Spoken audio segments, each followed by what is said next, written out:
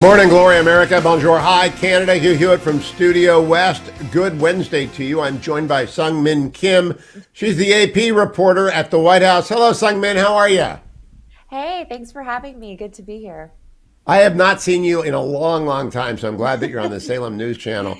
Seung, before we get to your job at the White House, I got to ask you as an Iowa Hawkeye, what did you, and a veteran of the Des Moines Register, how did you react when the Democratic National Committee announced that they want to slit the throat of the Iowa caucuses? I mean, that's like an assault on everything Iowa, isn't it? Right, it is. And the Iowa caucuses, especially if you're someone remotely interested in politics, is such an ingrained part of Iowa's personality, whether you're a Republican and a Democrat. And I know Iowans have been very proud of the role that they took in the nominating process. But I also think that you can't ignore the struggles, especially that the Democratic Party had in the last caucus in terms of the vote counting. Obviously, caucuses are just naturally harder to conduct than just going to a ballot location and casting your vote like you would in a primary. So, I've talked to some old friends and whatnot back in Iowa. I think they're disappointed, but I think they kind of get that it's time. Yeah, the good news is the Republicans are still going there. So we'll still get the Iowa State Fair. We'll still get the Right. crunching. Every time Mike Pompeo goes to Iowa, he gets like 1,000 people to show up. He hadn't even declared yet. So it's really kind of it's a crazy political culture. When did you first get the political bug, Sung Min?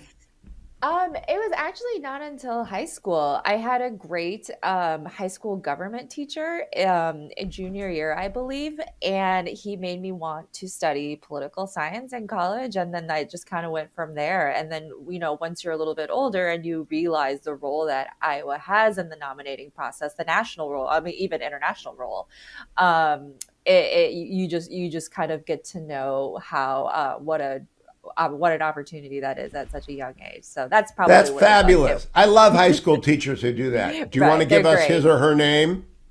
It was Brady Shutt from Iowa City, or it's West High School in Iowa City. So yeah, he's always Bravo to been, Brady. yeah. Now, Sung Min, you are now the AP's White House reporter. And I tell people you are the millennials' Helen Thomas because Helen got that seat and she never gave it up. Do you have a front row chair? Does the AP get a first row or a second row chair?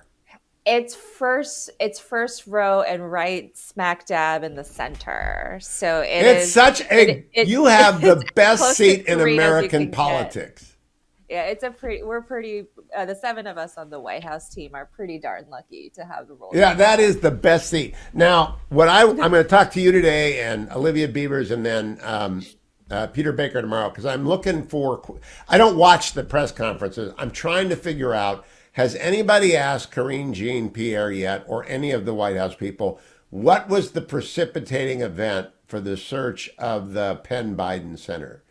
Do you We know? have we have definitely asked that during the briefings. I think since the revelation of these documents early last week, I think if you've listened to the press briefings with Karine, we've asked kind of every iteration or every sort of angle that we could ask. And that was definitely one of the first questions that we had. What prompted the president's then former vice president's lawyers to go to the Penn Biden Center? Were they just kind of doing a perfunctory clean out of his offices? Was there something suspicious that sort of prompted them to go look for these documents?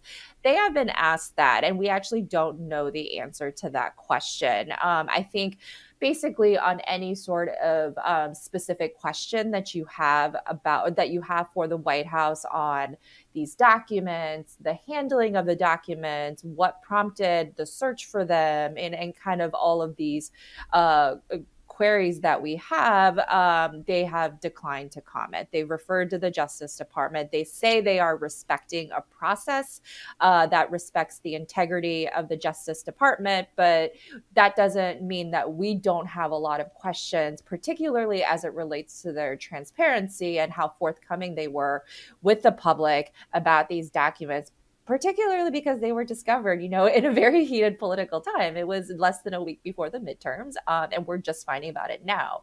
So obviously that leaves us with a lot of questions and just trying to find out, what really happened here.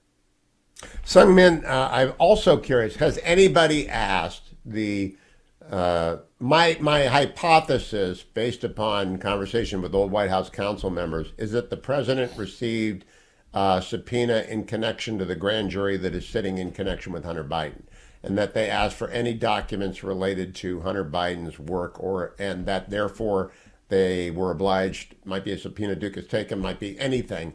Did anyone ask Karine yet if the president has received a grand jury subpoena for anything?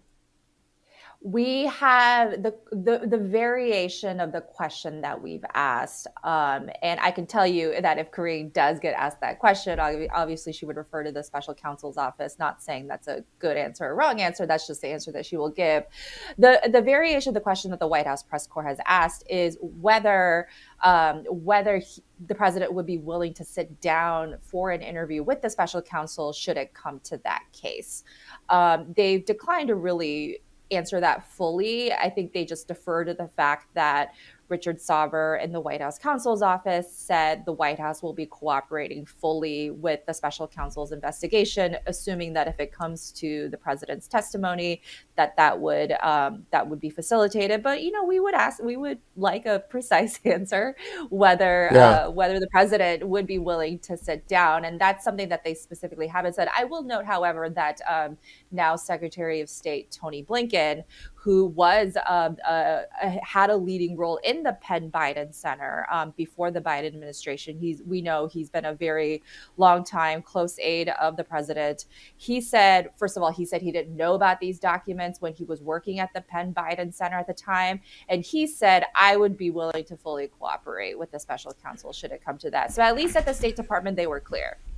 There are two questions which I think Karine needs to answer, and I don't think you can refer these to the Department of Justice because they won't know, which is, has President Biden received a grand jury investigation, and has the president searched his McLean home? The Bidens own a home in McLean, or at least they lived in McLean for 4 years, in addition to their main mansion and their Rehoboth Beach house. There's a third house. Has the McLean house come up at all in the questioning, Seung Min? The McLean house has not come up. And actually, it was a house, they didn't own that house. It was actually rented from this Washington area entrepreneur. Their residence in that ended, I believe, before. It has definitely it's definitely ended. They do not rent that property anymore. So I think there may be an assumption that once they moved out, everything may have been cleaned out. But no, that house has not come up in our. That's what I thought might be the answer. So that everything was moved out. Did anything go to storage? Because the next question is where, because you can't move everything into the White House. You know that. I know that. They must have sent stuff either to Delaware or to Rehoboth Beach or to the mansion. These are factual questions. But the most important one is not, I think, whether he'll sit down with the special counsel. Trump didn't, Clinton did, but that whether or not he's received a subpoena. Seung Min, in terms of the special counsel, have they set up a press office that AP? This isn't your beat, so I don't expect you to know unless someone told you. Has the special counsel set up a Ken Starr-like operation or a Robert Mueller-like operation where they deal with the press via one lawyer? That would be a question for my Justice Department colleagues. But I will say, just if past this prologue, we saw how little Robert Mueller's aides, his press person, told the media during that whole special counsel investigation. I think he became kind of notorious for this no comment stance to reporters when things would leak out about Mueller's probe throughout the first a couple of years of President Trump's time in office. So I would guess, knowing the professionals at the Justice Department, knowing kind of generally how these special counsel investigations work, that if and when Mr. Hur, taps someone to deal with the press with these kinds of stories, that person would be equally mum as his or her predecessor was in the Mueller probe. Last question, Seung Min. Whenever a special counsel involves a president, almost inevitably every member of the White House lawyers up. Have you asked Karine if she's got a lawyer? Have you asked Ron Klain if he's got a lawyer? Because whenever there's a special counsel, everyone is in peril. Has anyone lawyered up to your knowledge? That is that I have.